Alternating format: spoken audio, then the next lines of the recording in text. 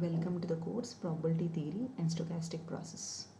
In this lecture, we'll deal with the concept of introduction to probability, basic sets and axioms of probability, and some important theorems on probability. And coming to the introduction, so why we actually use probability? So that is the main concern. So whenever we have some parameter to be estimated which is not known and something to be averaged and we have to predict the event, then we use probability. For example, it deals with averages of mass phenomena occurring sequentially or simultaneously, and when we conduct some games, the chance of winning and chance of failure can be estimated, and the electronic emission. So these are some of the examples: system failure and many more. So there are many events which can be estimated and predicted using probability. So coming to the terminology in probability, we basically use a term called event. Event is a subset of subset A of the sample space S. So any event, actually when we come across conducting an experiment, we concentrate on number of possible outcomes, that is results. So an event is a subset A of the sample space S. So that means it is nothing but the set of all possible outcomes. So if the outcome of any experiment is an element of A, we say that the event A has occurred. So for example, if we take any coin tossing experiment, so normally we have two outcomes. So one is a head may occur and another one a tail may occur. So this is actually a sample space. When we have an experiment, when we toss a coin twice, the event that only head comes up is a subset of sample space that consists of 0, 1 and 1, 0. So when we concentrate only on the number of heads or the number of tails, if we concentrate on only an event called nothing will occur, no heads, then it is 0, 0. For example, number of heads that do occur in both the chances 1 and 1. So that is this particular event. So this is one example. Coming to the concept of probability, so let us see the definition of probability. If an experiment is conducted n times and the event A has occurred n times with a high degree of certainty, then your probability of event can be, so you can just guess here, it is nothing but NA divided by N. So how many number of times an event has occurred divided by the total number of events.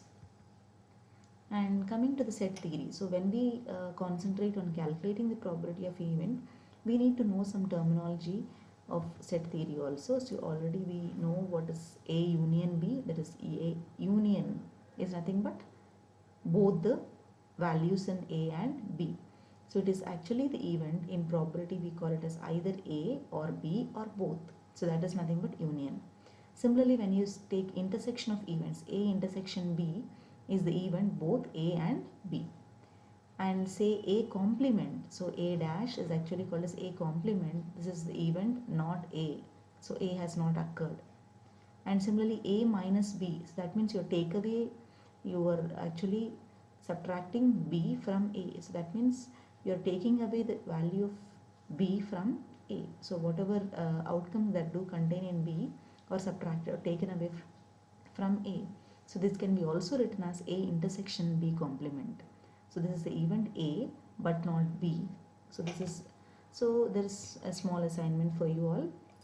Coming to the S, S is actually an universal set. That means the sample space, the set of all outcomes. So what is S complement? You can write S complement as,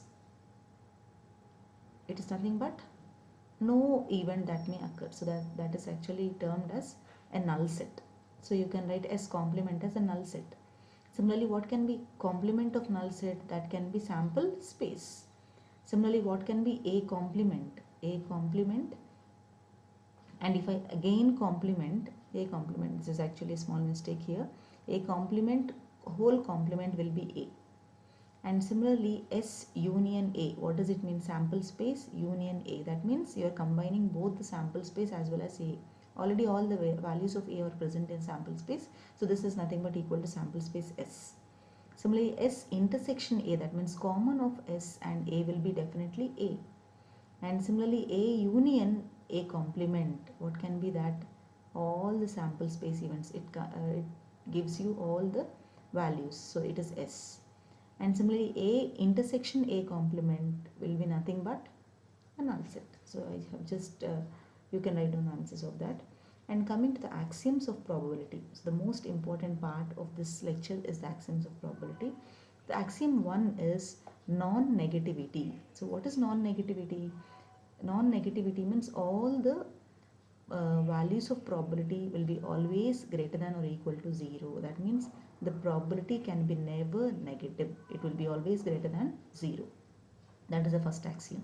And coming to the second axiom, probability of sample space is equal to 1. So that means what? For the sure or certain event S in any class is actually 1. And coming to finite additivity, axiom 3. So what is finite additivity is for any number of mutually exclusive events. So here I have considered only two events A and B. So if A and B intersection is equal to 5, what does it mean? This is actually called as another important term called as mutually exclusive events. So when A and B are mutually exclusive, that it means that there is nothing common in between A and B. So that's why A intersection B is equal to null set. So it is actually called as mutually exclusive event. Then probability of A union B, that means what? When you want to calculate the union of A and B, it is nothing but the summation of A and B. So this is actually the finite additivity property. Most of the times we go for all the three axioms. So, and you just remember, using all these axioms of probability, we can solve any number of theorems in probability. And coming to some important theorems on probability. So if coming to the first theorem, if A1 is a subset of A2, then probability of A1 is less than or equal to P of A2. So that means what? A1 is a subset of A2. So that means the A1 set of outcomes are already present in A2. Then definitely its probability will be also less than or equal to probability of A2, because when we calculate probability of A2, the probability of A2 will be greater because you have more number of events, whereas A1 is some part of A2, so that's why probability of A1 will be less than or equal to probability of A2. Similarly, for every event A, the value of probability of A is in between 0 to 1. So I already told you, according to the second axiom of probability, probability of sample space is equal to 1. And that means what? The maximum value that can occur in probability is 1. So it cannot be negative at all. That is, first axiom also tells you that probability can never be negative. So maximum value will be 1 and the minimum value will be 0. So that means it is always in between 0 to 1. And coming to probability of null set. Null set means no event, no value.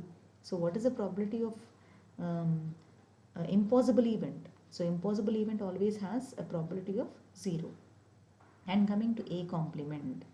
So if A complement is A dash, so P of A dash will be always equal to 1 minus P of A. So you have to subtract the value of probability of A from 1. Similarly, if the another theorem is, it is actually a continuation to the third axiom. We have seen probability of A union B is summation of both. So similarly, if I have multiple events, A is equal to A1, A2 and so on, AN, and all the events are mutually exclusive, then I can say probability of A as the summation of all the events, probability of A1, A2 and so on, AN. Thank you. So with this we end and we'll continue with the next lecture.